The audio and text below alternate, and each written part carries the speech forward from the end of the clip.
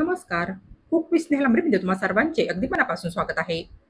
पालकाची भाजी ही आपल्या शरीरासाठी किती फायद्याची आहे हे तर तुम्हाला माहीतच असेल.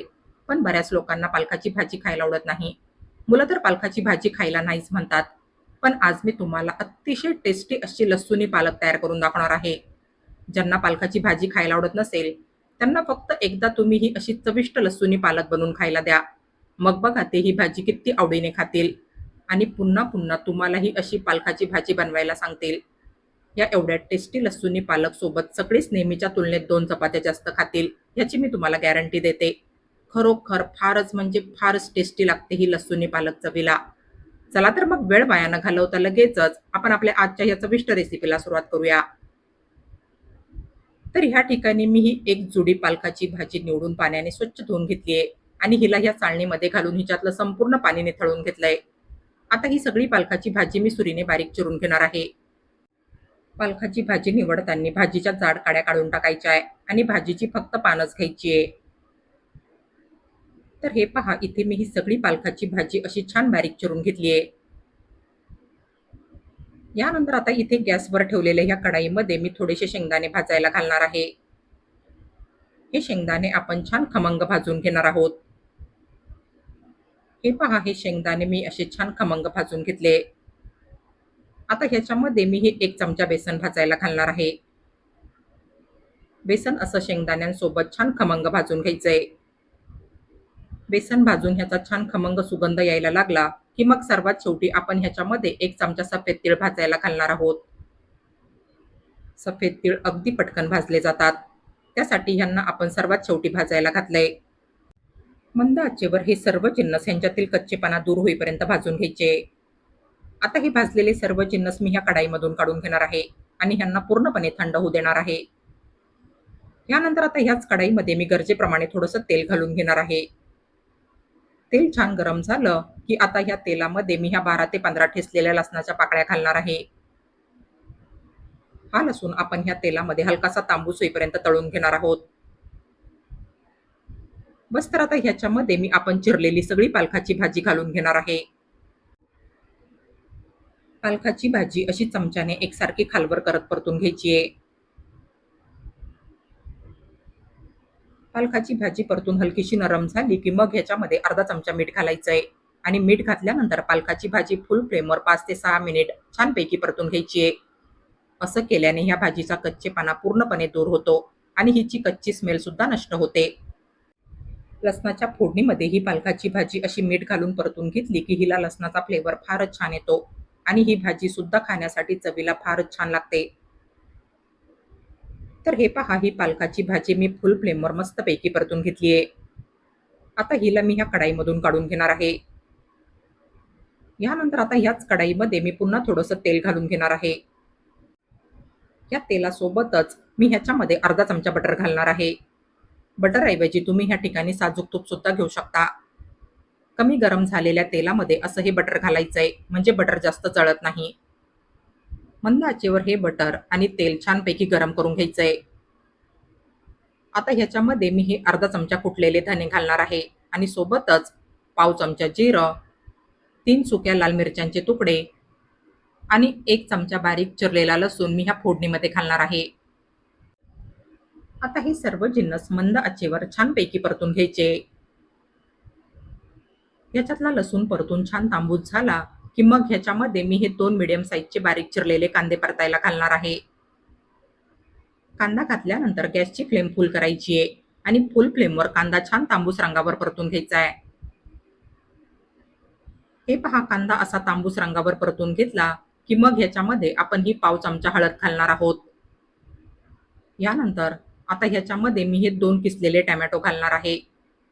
तुम्ही टोमॅटो सुरीने बारीक चिरून घेतले तरी चालेल. आता ह्यासोबतच अर्धा चमचा मीठ घालायचंय आणि फुल फ्लेमवर ह्यांना 2 ते 3 मिनिट परतून घ्यायचंय. ह्याच्यातील टोमॅटोचा कच्चेपणा हलकासा कमी झाला की मग ह्याच्यामध्ये 1 चमचा धनेपूड घालायची आहे आणि सोबतच चवीप्रमाणे 1 चमचा लाल तिखट मी ह्याच्यामध्ये घालणार आहे. लाल तिखट आणि धनेपूड अशी ह्या सर्व सामग्री सोबत 1 मिनिटभर छानपैकी मिक्स करून घ्यायची आहे आणि मग ह्याच्यामध्ये थोडंसं पाणी घालायचंय. आता ह्याच्यामध्ये घातलेलं पाणी ह्या सामग्रीमध्ये मिक्स करून घ्यायचंय. आणि मग कढईवर घट्ट झाकण ठेवायचंय. झाकण ठेवून मंद आचेवर ह्यांना 4 ते 5 मिनिट शिजवून घ्यायचंय. यानंतर आता आपण जे शेंगदाणे, बेसन आणि सफेद तीळ भाजून घेतले होते, यांना मी थंड झाल्यानंतर इथे या मिक्सरच्या भांड्यामध्ये घालून घेतलंय. आता हे सर्व जिन्नस मी मिक्सरला छान बारीक करून घेणार आहे. इथे एकीकडे आपले हे सर्व जिन्नस मंद आचेवर छानपैकी शिजून झाले. हे पहा, ह्यांना असं ह्यांच्यातलं हलकसं तेल सेपरेट होईपर्यंत शिजून घ्यायचंय. बस तर आता ह्याच्यामध्ये आपण ही मिक्सरला तयार केलेली शेंगदाणा, बेसन आणि सफेद तिळाची पूड घालून घेणार आहोत. ही जी खमंग पूड आहे, हिच्याने आपल्या ह्या भाजीला हिचा सुगंध आणि टेस्ट फारच छान येते. ही पूड अशी ह्या ग्रेव्हीमध्ये एकदा चांगली मिक्स करून घ्यायची आहे. आता ह्याच्यामध्ये मी अर्धा ग्लास पाणी घालणार आहे. ग्रेव्हीच्या क्वांटिटीनुसार तुम्ही असं या ग्रेव्हीमध्ये पाणी घालायचंय. ग्रेव्ही तुम्हाला जशी घट्ट पातळ खायला आवडत असेल, त्यानुसार तुम्ही असं या ग्रेव्हीमध्ये पाणी घालून मिक्स करून घ्यायचंय. बस तर आता ह्या कढईवर घट्ट झाकण ठेवून मंद आचेवर आपण ही ग्रेव्ही 5 ते 6 मिनिट शिजवून घेणार आहोत. तर हे पहा, इथे आपली ही ग्रेव्ही मंद आचेवर छानपैकी शिजून झाली आहे. ग्रेव्हीतलं तेल हलकसं सेपरेट होईपर्यंत ही ग्रेव्ही आपण मंद आचेवर शिजवून घेतली आहे. बस तर आता ह्याच्यामध्ये मी आपण परतून घेतलेली सगळी पालकाची भाजी घालून घेणार आहे. ही परतलेली पालकाची भाजी अशी ह्या ग्रेव्हीमध्ये एकदा व्यवस्थित मिक्स करून घ्यायची आहे. या भाजीची ग्रेव्ही जर तुम्हाला ह्यापेक्षा पातळ हवी असेल, तर तुम्ही तुमच्या गरजेनुसार भाजीमध्ये पाणी घालू शकता. मी मात्र ही भाजी अशी एवढीच घट्ट ठेवणार आहे. ही लसूणी पालक अशीच खायला फार छान लागते. मंद आचेवर आता ही भाजी आपण झाकण न ठेवता 4 ते 5 मिनिट शिजवून घेणार आहोत. तर हे पहा, ही भाजी मी ह्या ठिकाणी मंद आचेवर छानपैकी शिजवून घेतली आहे. आता ह्या भाजीची चव आणि सुगंध अजूनच जास्त वाढवण्यासाठी मी ह्या भाजीच्या वरतून एक छान खमंग तडका घालणार आहे. तर तडका पॅनमध्ये 1 चमचा साजूक तूप घालून, तूप गरम झाल्यानंतर त्यामध्ये मी अर्धा चमचा जिरं, 1 चमचा बारीक चिरलेला लसूण आणि अर्धा चमचा सफेद तीळ घालून घेतले. आता या गरम गरम फोडणीमध्ये मी अर्धा चमचा लाल तिखट घालून मिक्स करून घेणार आहे. तुम्हाला हवं तर तुम्ही फोडणीमध्ये थोडासा हिंग सुद्धा घालू शकता.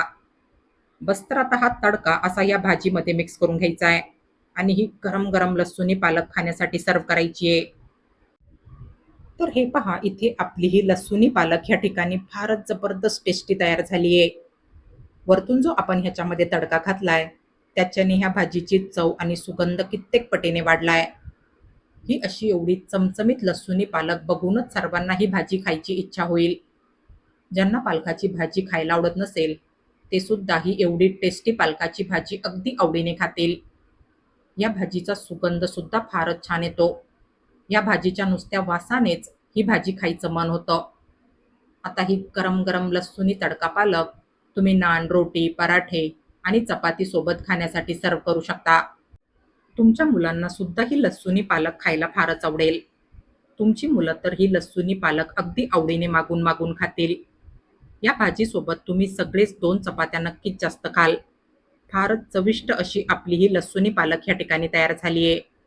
तर माझ्या या रेसिपीप्रमाणे तुम्ही अशी जबरदस्त टेस्टी लसूणी पालक एकदा नक्की ट्राय करून बघा. आणि तुम्हाला माझी आजची ही रेसिपी आवडली असेल, तर प्लीज माझ्या या रेसिपीला लाईक आणि जास्तीत जास्त शेअर करा. आणि अशाच नवनवीन आणि पारंपरिक रेसिपीज बघण्यासाठी माझ्या या चॅनलला सबस्क्राईब करा. चला तर मग भेटूया पुढील रेसिपींमध्ये. तोपर्यंत हेल्दी खा आणि हेल्दी रहा. Take care.